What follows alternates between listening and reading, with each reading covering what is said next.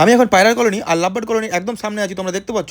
আমি ভাবলাম আজকে বিকালবেলা পায়রাগুলোকে বার করবো একটু ওড়ানোর জন্য। তো এত বৃষ্টি হয়েছে চারিদিকে, দেখতে পাচ্ছ বৃষ্টি জল পড়েছে, তো সেই পায়রাগুলোকে আর বের করতে পারিনি। তো এখন দেখো এখানে সব ওরা বসে আছে খাবার দাবার খাবে বলে, ওনাদেরকে খাবার দাবার দিয়ে দিই। এখানে দেখতে পাচ্ছ জল, ফ্রেশ জল দিয়ে দিয়েছি, আর এই যে খাবার দিয়ে দিলাম। এখন দেখবে ওরা কি সুন্দর করে সবাই একসাথে খাবার খেতে চলে আসবে। এই দেখো সবাই নেমে চলে এসেছে খাবার খেতে।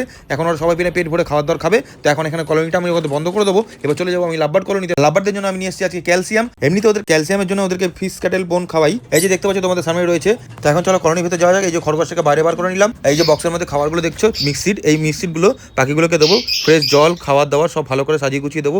এখানে সবাই বসে আছে খাবার দাবার খাবে বলে। দেখো সবার ফার্স্টে আমি ওদেরকে ফ্রেশ জলটা দিয়ে দেবো, তারপর এখানে ক্যালসিয়ামটা দিয়ে দিয়েছি দেখতে পাচ্ছ।